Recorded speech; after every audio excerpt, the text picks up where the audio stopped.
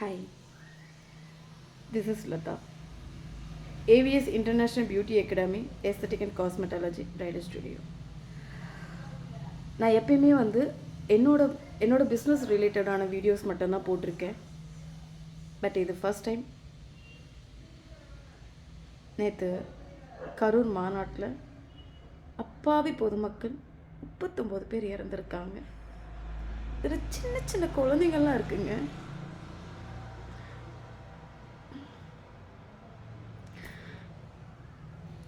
எவ்வளோ அவங்களோட ஆத்மாலாம் நல்லபடியாக சாந்தி அடையணும்னு மட்டும் நம்ம கடவுளை வேண்டிக்கிறேன்.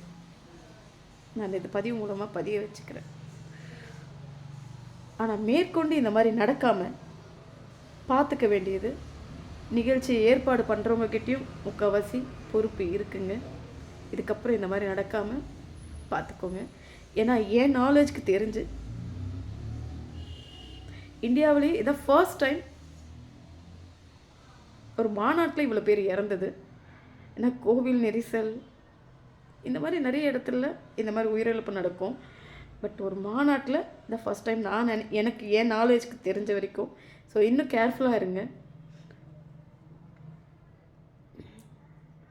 யாரும் இதை வேணும்னு செஞ்சுருக்க மாட்டாங்கன்னு நான் நம்புகிறேன். ஏன்னா இந்த உலகத்தில் இன்னும் மனிதநேயம் இருக்குன்றதை நான் நம்புகிறேன். ஸோ அதனால் இது வேணும்னு நடக்கலை, இட்ஸ் ஆக்சிடென்ட். ஸோ இதுக்கப்புறம் இன்னும் கொஞ்சம் கான்ஷியஸாக இருங்க. இந்த ப்ரோக்ராம் எல்லாம் க்ரியேட் பண்ணுறவங்க, அதே மாதிரி பொதுமக்களும் ஏதாவது கூட்டத்துக்கோ எதுக்கோ போகிறீங்கன்னா யாரோ நம்மளை சேஃப் பண்ணுவாங்கன்னு எக்ஸ்பெக்ட் பண்ணாதீங்க. நம்மளை நாம் தான் பார்த்துக்கணும். தன் கையே தான் தனக்கு உதவி சொன்னாங்க. ஸோ ரொம்ப கேர்ஃபுல்லாக இருங்க, பாதுகாப்பாக இருங்க. உயிருங்க எத்தனை கோடி கொடுத்தாலும் வராது. அந்த குழந்தைங்களுக்கெல்லாம் என்ன தெரியும், எவ்வளோ துடிச்சிருக்கோம்ல. முடிஞ்ச வரைக்கும் இதில் அரசியல் பண்ணாதீங்க. ரொம்ப அசிங்கமாக இருக்குது. அதேமாதிரி ரொம்ப கேவலமாக பேசுகிறாங்க ஒரு சில பேரெல்லாம். எப்படா இந்த மாதிரி நேரத்தில் பேச தோணுதுன்னு கூட தோணுது. அவங்களெல்லாம் யார் அங்கே போக சொன்னாங்க? என்னங்க இது, என்ன கேள்வி இது? ஏதோ ஒரு ஆசை, ஏதோ ஒரு இது போயிட்டாங்க. இப்படியெல்லாம் நடக்கணும் போனாங்க. தயவு செஞ்சு உங்களால் ஒருத்தவங்களுக்கு நல்லது நடக்கலைனாலும் உபத்திரவம் நடக்காமல் பார்த்துக்கோங்க. ஒருத்தவங்களுக்கு ஆதரவாக இருக்க முடியலனாலும்